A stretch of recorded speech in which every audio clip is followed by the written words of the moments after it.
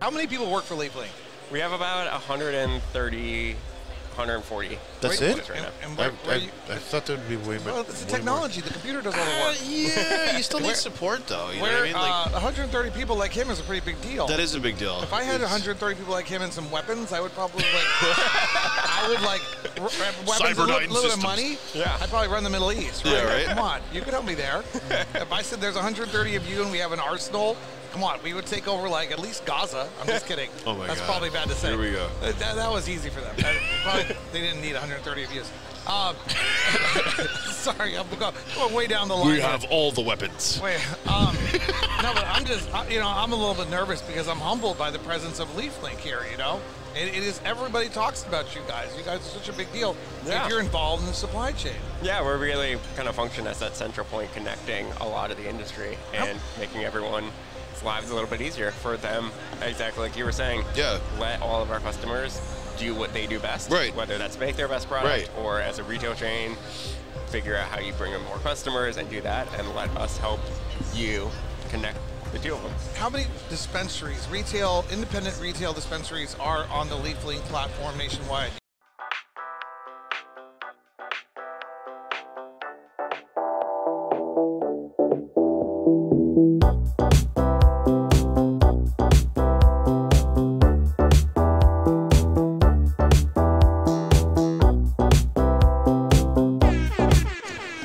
Back at Benzinga, Miami 2024, interviewing fantastic individuals. There's so much content available on a one-on-one basis when you're walking the halls of Benzinga.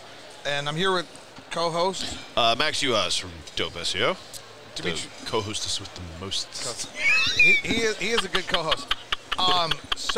But it is a great honor. One of the most important companies in the cannabis ecosphere currently as we speak. Michael, what did you say?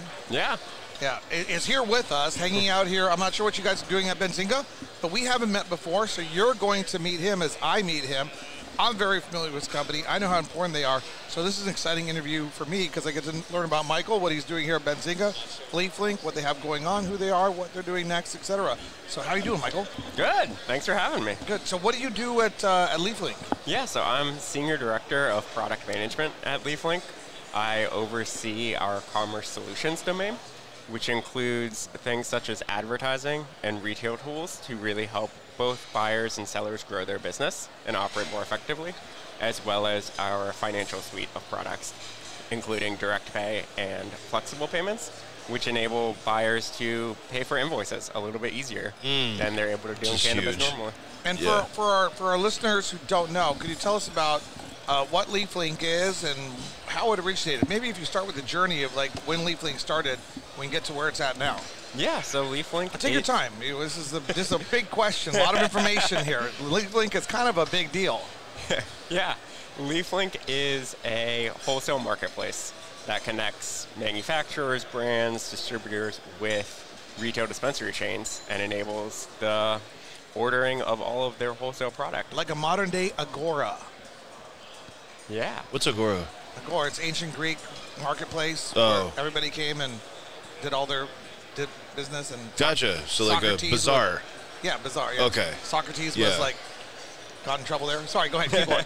Yeah. So He's like, where's this guy going? It's like Agora. I was like, no, because you hear these words, and I'm like, all right, like that one didn't process for me. But it's a good way to describe okay. LeafLink. It You is. guys are Agora. It's a tough- Exactly. So when did it start? We started in 2016. Started with our two co-founders looking to help facilitate how cannabis transactions could happen more effectively and bring that e-commerce type experience to cannabis. Really started with a lot of customer discovery in the Colorado market. That's where we initially launched with some brands and retailers there, and have since grown to just about every state in the country. Every state that has either med or adult use is where LeafLink is present now. It is an unbelievable success story. A lot of great things originally out of Colorado. They saw a need. They saw a problem. They had a solution. They went and did it. Did it in Colorado. Yeah, they went and did it. They mastered it. And you know what state was a second after Colorado?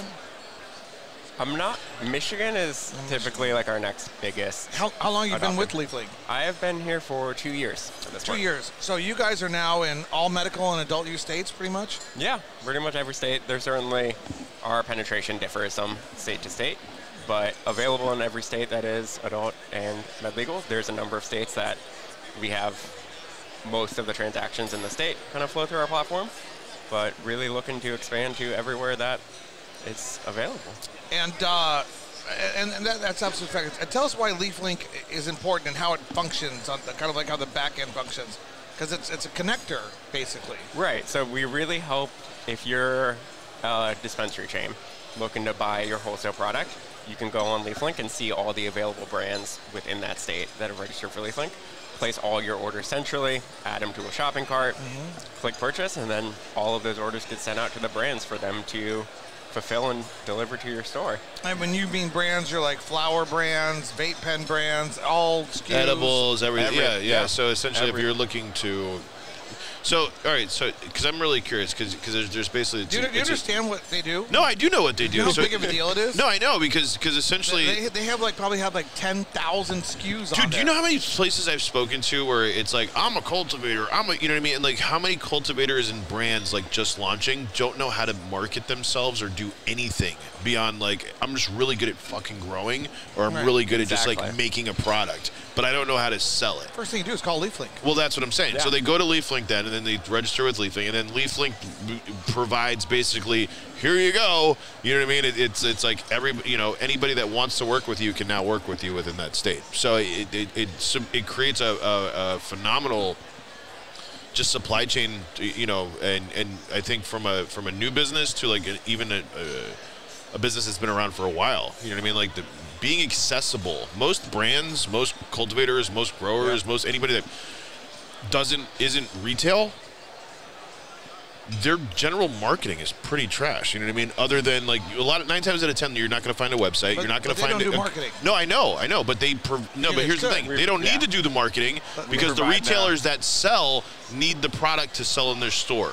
Right. You know what I mean? So that's the whole thing. It's the food chain. It's the supply chain of it all. But is there for example, all the different brands, all the different flower brands who are all listed on LeafLink, say for example in Arizona? Yep. How do they differentiate themselves to the dispensaries, to the retailers?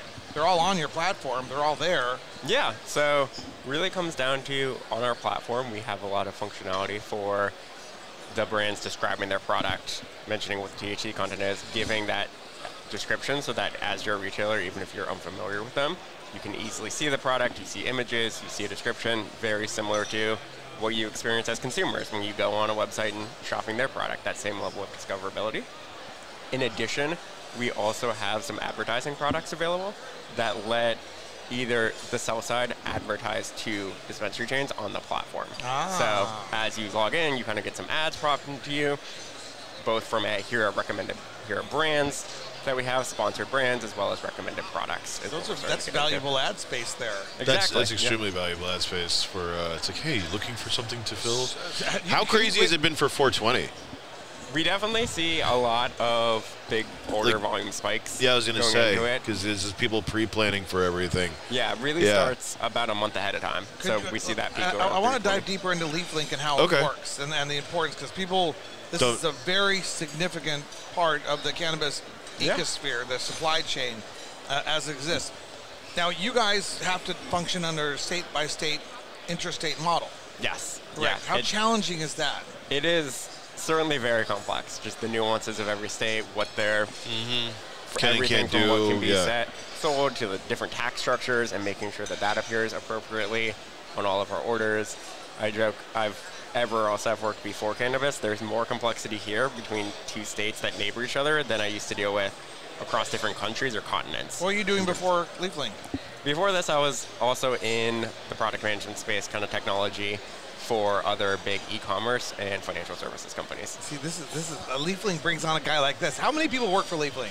We have about 130, 140. That's it? Right now. And I thought there would be way more. Well, it's the technology. The computer does all the work. Yeah, you still need support, though. You know what I mean? Like, 130 people like him is a pretty big deal. that is a big deal. If I had 130 people like him and some weapons, I would probably weapons, Cyberdyne a little bit systems. of money. Yeah. I'd probably run the Middle East. Right? Yeah, right. Come on, you could help me there. If I said there's 130 of you and we have an arsenal, come on, we would take over like at least Gaza. I'm just kidding. Oh my That's God. probably bad to say. Here we go. That was easy for them. They didn't need 130 of you. Sorry, I'm going way down the line. We have all the weapons. Wait, no, but I'm just, I'm a little bit nervous because I'm humbled by the presence of LeafLink here, It is, everybody talks about you guys. You guys are such a big deal if you're involved in the supply chain. Yeah, we're really kind of function as that central point connecting a lot of the industry and making everyone's lives a little bit easier for them, exactly like you were saying. Yeah. Let all of our customers do what they do best, right? Whether that's make their best product or as a retail chain, figure out how you bring in more customers and do that, and let us help you connect the two of them. How many dispensaries, independent retail dispensaries are on the LeafLink platform nationwide? You happen to know? Yeah, we have pretty close to 8,000. They have the data. Catch that number. Catch that number. 8,000 retailers rely on what they do. Mm-hmm. That's a massive number. Now, here's a question. How many cultivators and brands are on there? I think we are up to probably close to a little over 2,000, around there. Really? Yeah. That's it? Well, because there's a lot of places. Can you I was going to say. Why? Why do you think, why is it so few compared to retail? I mean, it's a complicated question. I could speculate, but you might have a better answer than me. I feel like it's Sparta. You know what I mean? Like, I will be there. Right? There's some reasons for that. No, there's obviously retail chains have multiple stores across each one, so you see a lot of that multiplicative factor on that side. And then as brands, a lot of times what we see is we have one broader seller account, but they have multiple brand entities associated with them. Is Florida use LeafLink? We are live in Florida and available. We don't see much traction right now in Florida, given its vertical. Right. A little bit less of a need for an e-commerce experience when you're only buying from yourself. Right. But you're all just growing for yourself to sell in your own stores. So what do you guys? I mean, I would love to hang out with more of you guys, like around your water cooler and stuff. Yeah. Because when this thing flips from intrastate to interstate, somebody should call you guys and say, hey, we have what do you guys think from a policy perspective? Can you give us some instructions? And you know what I'm saying? People should be talking to you and your think tank of an organization, and hopefully you guys have a think tank. Time to think. But let's speculate a little bit about the transition and stuff. Well, here's my question. Hold on. Here's my question. Is there if this happens, contingency plan? You know what I mean? In the works for interstate commerce. So just think through the, Yeah, we have a great policy team at LeafLink that's dedicated to talking about it both at each market level as well as working at meeting with different regulators and things across the country to expand that. Certainly something that in the back of our head, I think everyone in the industry is thinking about of what does that world look like when we get there. Right. Obviously, given where we're at now, don't have concrete plans in motion of how that would achieve or anything, but definitely something that we think the need that we're serving would exist regardless of if it becomes you can now trade across states or not, and maybe even more so from a discoverability side. And I don't know who your second competitor is, but I don't. There's nobody that everybody else talks about. I don't think there really is. I think if anything, you guys have localized kind of market competitors who have tried to pop up these marketplace things. I don't know any other national competitor to you. Yeah, there's certainly some that have kind of started local on their own, and definitely we see other companies do try to. Right. How does that feel to be the apex predator in the marketplace? If I was, I'm sitting here thinking to myself, this is how things work. Because it's not about pharmaceutical, it's not about big tobacco. It's always about big money and people who know how to do things. And so if Jeff Bezos is watching this podcast, he should be thinking to himself, I need to call the leadership at LeafLink and figure out how to acquire you guys, how to take your system, take your model. No, this is reality. Of Amazon. This is reality. But you guys have all that data and all those points and all those. Can I invest in you guys? Are you publicly traded? No, but here's the thing. You guys are massive. You're ripe for an acquisition. Is there a Bezos plan? That's the question. I don't spend a lot of time, thinking about LeafLink, but now that you're sitting here, I'm thinking about it. What? Bezos is talking to the owner of LeafLink. Is he? I'm just kidding. You can't say that. Don't start spreading rumors like that. It would be news to me. Is LeafLink an investable company? Is it private? It is private right now. Yeah. Is it? We went through a Series D last year. Right. Are you guys looking to raise capital? right now, we raised capital last year, so we're in a pretty good spot right now. Not because really. Benzinga capital raising place. What are you doing here at Benzinga? Yeah, so we're really focused on meeting our customers where they are, kind of getting to know them a little bit more, as well as walking them through some of our financial services products and how we can better help them, if they're a buyer, pay for their invoices, pay for them on time, simplify some of their accounts payable processes, and on the sell side, simplify their accounts receivable processes. Because I think that's a big thing too. And I don't know, you weren't in California, but I know that there was that video that dropped a couple months ago about one of the retailers who were like, "Yeah, we never pay the mom and pops. We keep a couple $100,000 or a couple million a year by not paying the smaller farms, the smaller distributors, the smaller manufacturers." So I feel like having a service that allows, whether you're large or small, the ability to get paid by who you're giving product to simplifies and streamlines a whole lot of operations. Is that what you meant by financial services? Yeah, you're talking about exactly. Like just paying those invoices and making it a lot easier for people to pay the bills for the products that they're ordering. So it's not a 180 day, 300 something day, 6-month terms. I can't imagine selling them, like creating a product, and then you don't pay me for 6 months after you sold it, probably within a week. But how much do you guys get involved in the financial aspect of the transaction? That's what our new product, targeted called Direct Pay, is really focused on, is enabling similar to ACH style payments, but retailers, they go ahead on all of their invoices, they click authorize, which then pays it on the due date, or they can pay now, and enabling retailers to directly pay each of the sellers as they're placing those orders or as those invoices are coming due. And if somebody gave you guys like $5 billion, $10 billion, you could also finance these transactions on both sides somehow. Then they would have to essentially be a bank. There's a lot of weird laws that go into that. LeafLink Bank. Yeah, but they would have to be there. LeafLink. There is a lot of red tape. That's okay. You got to dream. I know you got to dream big. We do have some partnerships with some other financial institutions. See, this thing's going on. I'm not saying that there's not. I'm just saying, like, to be a bank, you got to be underwriting. It's something that we call flexible payments through LeafLink, which enables a retailer to say, this is when I got the product, it's been delivered, the brand gets paid at that point in time, or the seller, and then the retailer pays our payments partner 30 days later. So it gives the retailer a little bit more terms. 30 days isn't bad. You know what I mean? It's a lot better than 6 months or not getting paid at all. So. And then does your finance partner take the risk at that point? Yeah, they do. There's an interest rate associated with it that they get, but that's even smarter though, because there is an interest rate. They go through some underwriting, similar process to making sure that they feel good about that.